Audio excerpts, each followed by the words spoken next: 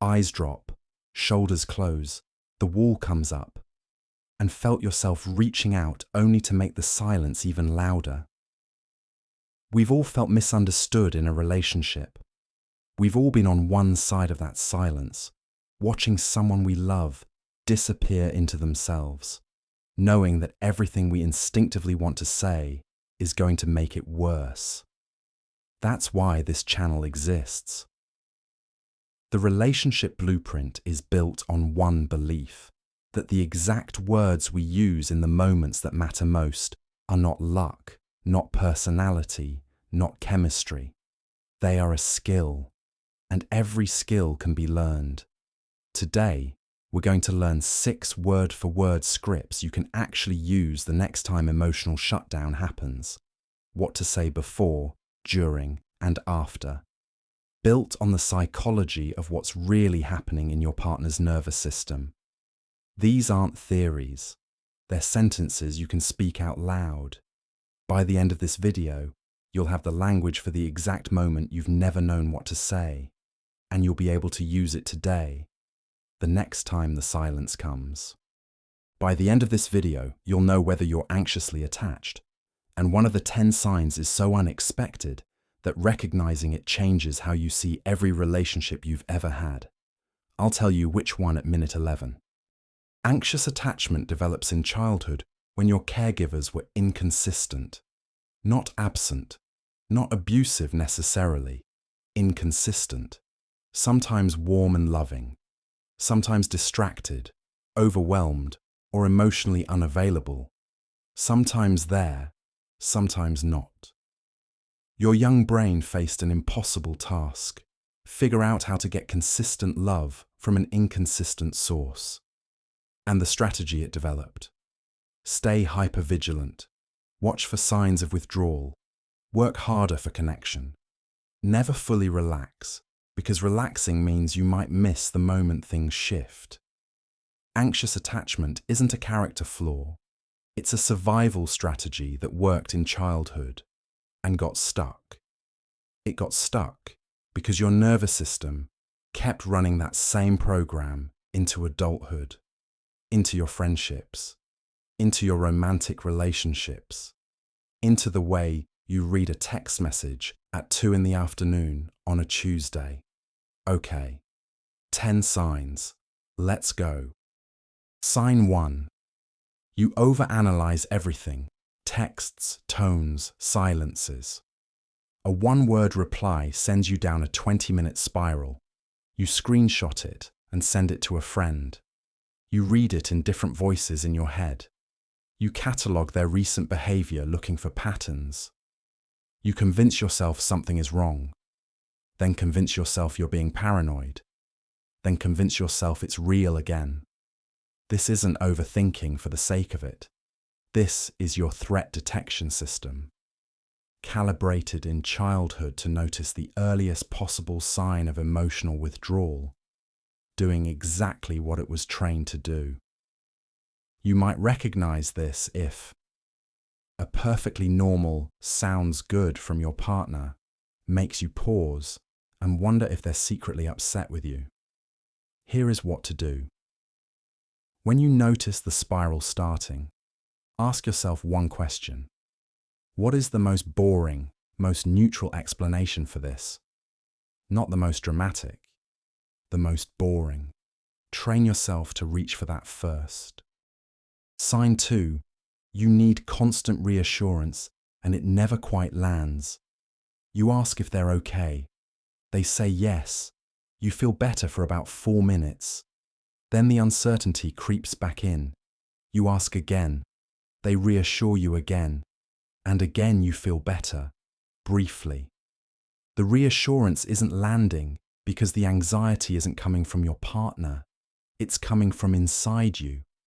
No amount of external confirmation can permanently fill an internal sense of not being quite enough. Because the moment they reassure you, your nervous system registers, great. But what about in an hour? You might recognize this if you've asked your partner, "Are we okay?" so many times that even you are starting to find it exhausting. Here is what to do. Notice when you're about to seek reassurance and pause for 10 minutes first. Ask yourself, what feeling am I trying to fix right now? Name the feeling, not the situation. Then decide whether the reassurance will actually fix it. It usually won't. Self-soothing that feeling is. Reassurance is a short-term painkiller for a wound that needs actual healing. The more you rely on it, the more you need it. Sign 3. Distance feels like abandonment. Your partner needs a night to themselves. They're tired. They want to decompress. A secure person hears this and thinks, "Great, I'll do my own thing tonight." An anxiously attached person hears it and feels something closer to panic.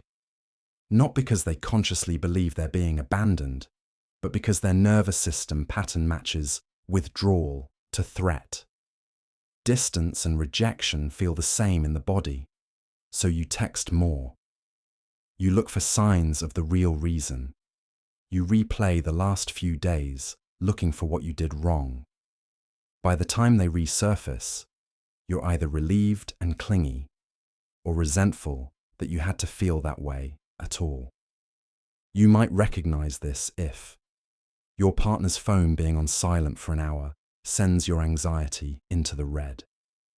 Here is what to do. Build what therapists call self-anchoring. A list of 5 things that bring you back to yourself when anxiety spikes. A walk, a specific playlist, a call to a friend, a cold glass of water, and 10 deep breaths.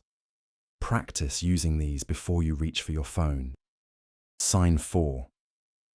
You self-abandon to keep the peace. You have a need, a boundary, a feeling that something isn't right, and instead of expressing it, you minimize it. You tell yourself you're being too sensitive. You decide the relationship feels more important right now than your truth. So you let it go, except you don't really let it go. You store it. And it becomes part of the low hum of resentment that sits under the surface of relationships that look fine from the outside. Anxiously attached people often become masters at reading and accommodating their partner's emotional state, at the direct expense of their own. The relationship becomes the priority. The self becomes the sacrifice. You might recognize this if you know exactly how to adjust your behavior to manage your partner's mood, but struggle to name what you actually want in the relationship. Here is what to do. Once a day, ask yourself, what do I actually feel right now? And what do I actually need? Not what your partner needs, not what would keep things smooth. What do you need? Write it down. You don't have to act on it immediately, but start hearing your own voice again. Sign 5. You make your partner responsible for your emotional state. When they're happy, you're happy. When they're stressed, you're anxious. When they're distant, you're in emotional freefall. Your internal weather is directly controlled by their emotional forecast. This is called emotional fusion, and it's one of the hallmarks of anxious attachment. Your sense of security lives outside of you, inside another person, which means your emotional regulation is entirely dependent on their state, which is an enormous and unfair burden for both of you. You might recognize this if you can't remember the last time you felt at peace in your relationship without it being because your partner explicitly made you feel at peace. Here is what to do. Start practicing the concept of differentiation, the ability to stay connected to your partner while remaining emotionally separate. When they have a hard day, try, "That sounds really tough. I'm here." Instead of absorbing their stress as your own emergency, you can love someone deeply without their emotional state being the weather forecast for your entire inner world. Sign 6. You're hypersensitive to your partner's tone and body language.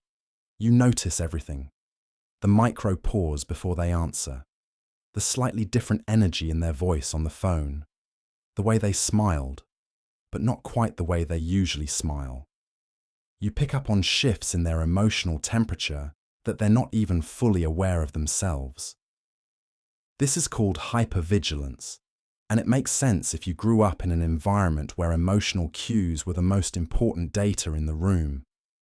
You trained yourself to read people at a fine-grained level as a survival mechanism. In childhood, it protected you. In adult relationships, it exhausts you and often creates problems that don't actually exist. You might recognize this if you can clock that your partner is off before they even know they're off and immediately assume it's about you. Here is what to do. When you notice yourself scanning, catch the moment and name it out loud, internally. I'm scanning right now. That label alone creates enough distance to question the interpretation. Then ask, is there actual evidence this is about me, or is my brain filling in blanks? Sign 7. You fear that if you show your real self, they'll leave. There's a version of you that shows up in relationships, a curated version. The version that's a bit more agreeable, a bit more patient, a bit more easygoing than you actually feel. Because somewhere underneath, there's a belief. If they really knew me, the needy parts, the insecure parts, the complicated parts, they'd leave. So you perform safety. You perform low maintenance. You hide the anxiety while anxiously managing everything. And the cruel irony, the less of your real self you show, the less real the love you receive can be, because they're loving a version, not you, which makes the anxiety worse.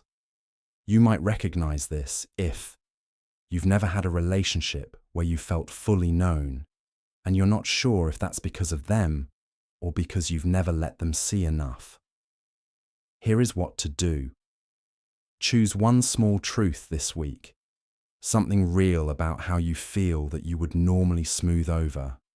Share it. Watch what happens. Vulnerability that gets met with acceptance is the most powerful medicine for this fear. Sign 8. You catastrophize when things feel uncertain. The conversation ends awkwardly, and within 90 seconds, your brain has run the full simulation. The breakup conversation, the moving out, the telling your parents, the starting over. All from one awkward pause. This is catastrophic thinking, and it's jet-fueled by anxious attachment. The nervous system, wired to detect threat, takes any ambiguity and fills it with the worst possible scenario. Because in its logic, preparing for the worst is safer than being blindsided by it. You might recognize this if a cancelled plan can send you spiraling into wondering if the relationship is over. Here is what to do. Interrupt the spiral by asking, what is actually happening right now, in this moment, that I can verify? Ground yourself in facts. The conversation ended awkwardly is a fact. We are breaking up is a story. Practice separating the two every single time. Your brain writes fiction and presents it as news. Your only job is to notice when it's doing it. Sign 9. You play games you hate to protect yourself. You want to reach out, but you don't because you reached out last time. You want to say you miss them, but you hold back because you don't want to seem needy. You play it cool when everything in you is screaming. Because some part of you has learned that neediness is the thing that ends relationships. So you perform independence while craving connection. You do the opposite of what you actually feel. And then you resent both yourself for doing it and your partner for not seeing through it. You might recognize this if you've rehearsed a casual message 17 times to make sure it doesn't sound like you care too much, even though you care enormously. Here is what to do. The antidote to game playing is radical honesty delivered calmly. Not, I'm playing it cool, and not, I need you right now. But, I've been thinking about you. How's your day going? Direct, warm, real. Start small and practice being genuine without being overwhelming. Sign 10. You confuse intensity with love. Here's the sneakiest one on the list, and the one most people don't want to hear. If you have anxious attachment, there's a good chance that the relationships that have felt most intensely alive to you, most passionate, most electric, most consuming, have also been the most destabilizing. The ones with the on-again, off-again energy. The ones where you never quite knew where you stood. The push-pull. And when you've been in calm, consistent, healthy relationships, something about them felt flat, boring, like the chemistry wasn't there. Here's what's actually happening. Your nervous system has been trained to register anxiety as love. The relief when an avoidant partner finally comes back, that feels like passion. The low-level dread when things are uncertain, that feels like chemistry.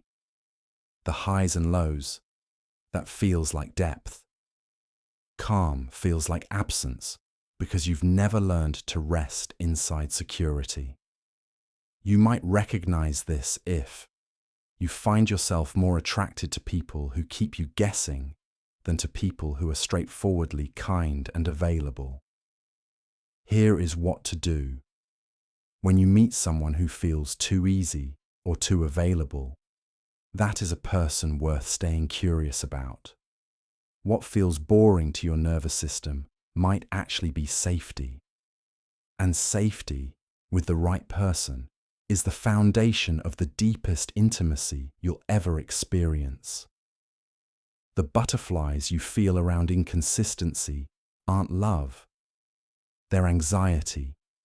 Real love, secure love, feels like coming home. Not like bracing for impact. 10 signs. And if you recognized yourself in most of them, here is the part that actually matters. Because awareness without a path forward is just painful. Here are 5 concrete steps to begin healing anxious attachment. Step 1. Name it when it's happening. You cannot interrupt a pattern you can't see. Start keeping a simple note on your phone. When does the anxiety spike? What triggered it? What did you do in response? Not to judge yourself, just to see the pattern clearly. Visibility is the beginning of change. Step 2. Build a self-soothing toolkit. Anxious attachment is a nervous system issue, which means the most direct interventions are physical. Build a list of 5 things that genuinely regulate your nervous system. Breathwork, cold water, movement, music, calling a specific friend. These are not distractions from the anxiety. They are the intervention. Use them before you reach for your phone. Step 3. Practice secure communication, even when it's terrifying. Stop hinting. Stop performing. Stop hoping they'll figure out what you need. Start saying it, calmly and directly. I need some reassurance right now. I'm feeling anxious, and it's not about you.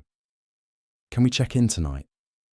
Secure communication, naming your needs without accusation, is a learnable skill. The more you practice it, the more natural it becomes. Step 4. Find corrective experiences. Anxious attachment heals through real relationships, not just insight. Seek out people, friends, partners, therapists who are consistent, warm, and safe. Every time someone shows up for you reliably, your nervous system gets a small update. Maybe people can be trusted. Maybe I don't have to work this hard. Stack enough of those moments, and the old pattern slowly loosens its grip. Step 5. Get professional support. Attachment patterns were built in relationship, and the most powerful place to heal them is also in relationship. A good therapist, particularly one trained in attachment-based therapy, or EMDR, can help you process the root experiences that created the pattern in the first place. This is not a sign of weakness. This is the fastest route to the relationship, with yourself and with others, that you actually deserve. Healing anxious attachment is not about becoming less. It's not about wanting less connection, feeling less deeply, or caring less. It's about needing less external proof that you are enough, because you already are. Your nervous system just hasn't caught up yet. How many of the 10 signs did you recognize in yourself? Be honest. Drop the number in the comments. No judgment here.